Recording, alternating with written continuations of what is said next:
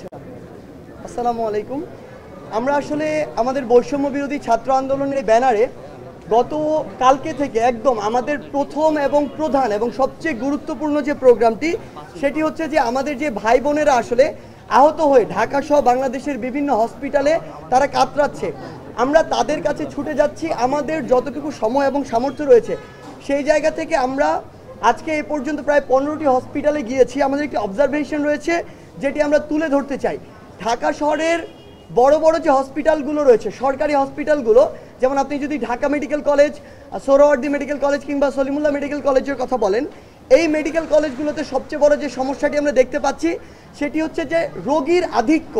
যতজন সেখানে রোগী থাকা সম্ভব তার চেয়ে ডাবলেরও বেশি রোগী রয়েছে।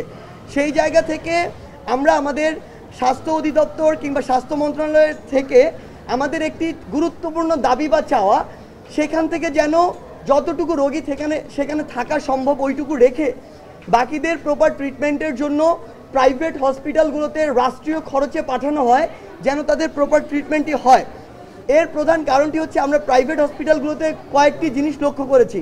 প্রথমটি হচ্ছে তারা প্রাথমিক চিকিৎসা দিয়েই তাদেরকে বিভিন্ন সরকারি হসপিটালে পাঠিয়ে দিয়েছে, এবং বিভিন্ন প্রাইভেট হসপিটালে গিয়ে আমরা যেটি দেখেছি যে প্রাইভেট হসপিটালে রোগী প্রায় নেই বললেই চলে, দু একটি প্রাইভেট হসপিটাল ছাড়া সকল রোগী এখন সরকারি হসপিটালে, কারণ ওই মানুষগুলো আসলে আর্থিকভাবে তাদের ওই সামর্থ্য সেটি নেই।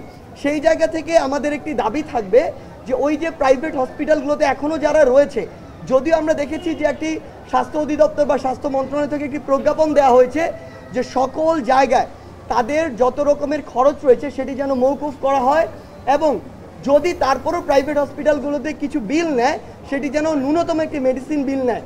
সেই জায়গায় আমাদের আবেদন থাকবে যে প্রত্যেকটি জায়গায়, হোক সরকারি হোক বেসরকারি হসপিটালগুলোতে, যেন যারা আন্দোলনকারী রয়েছে যে বয়সেরই হোক না কেন, আন্দোলনকারী যারা রয়েছে ঢাকার হোক ঢাকার বাইরের হোক, সকলের এই চিকিৎসা ফিটি যেন মওকুফ করা হয়, কিংবা যদি সেখানে কোনো পেমেন্ট করা প্রয়োজন হয় সেটি যেন রাষ্ট্র সেই দায়িত্বটি নেয়।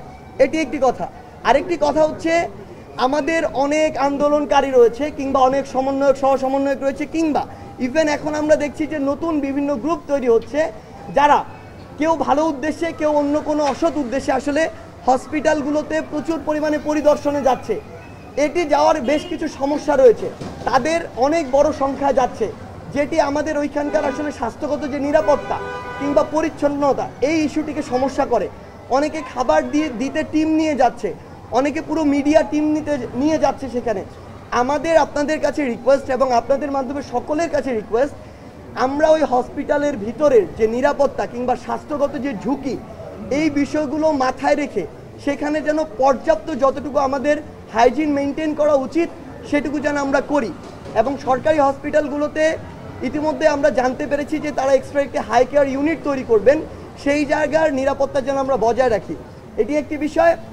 এবং আমাদের থেকে যেটি আমরা এই হসপিটালগুলোতে ঘুরে যেটি দেখেছি, আসলে আমাদেরকে শোনানো হয়েছিল ওই ফ্যাসিস্ট সরকার যতদিন ছিল যে আমাদের উপর নাকি শুধুমাত্র রাবার বুলেট ছোড়া হয়েছে।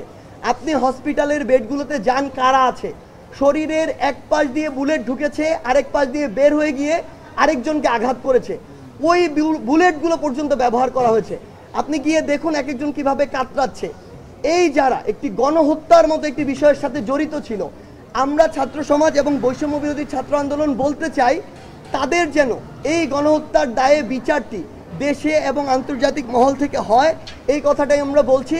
এবং প্রাইভেট হসপিটালগুলোতে লাখ লাখ টাকা নিয়ে নেওয়া হয়েছে যাদের অলরেডি ডিসচার্জ করা হয়েছে। আমাদের আবেদন থাকবে অন্তর্বর্তীকালীন সরকারের কাছে কিংবা স্বাস্থ্য মন্ত্রণালয়ের দায়িত্বে যারা রয়েছেন তাদের কাছে, এই আন্দোলনকারী যারা রয়েছে, শুধু ছাত্র নয়, যে কোনো বয়সের হোক না কেন, তাদের যে বিলগুলো নেওয়া হয়েছে লক্ষ লক্ষ টাকা, এগুলো যেন প্রাইভেট হসপিটালগুলো ফেরত দিয়ে রিফান্ড করে তাদের যে ইমেজের একটি সংকট তৈরি হয়েছে সেই ইমেজটি ফিরিয়ে আনার ন্যূনতম যে চেষ্টাটি সেটি করে। এটি আমাদের সকল প্রাইভেট হসপিটালের কাছে একটি আবেদন থাকবে। এবং সরকারি হসপিটালের মধ্যস্বত্বভোগী রয়েছে একটি গোষ্ঠী, প্রশাসন জানে ফ্রি দেওয়া হচ্ছে, রোগী জানে না ফ্রি দেওয়া হচ্ছে, রোগীকে বিভিন্নভাবে বোঝানো হচ্ছে এটা লাগবে এটা লাগবে।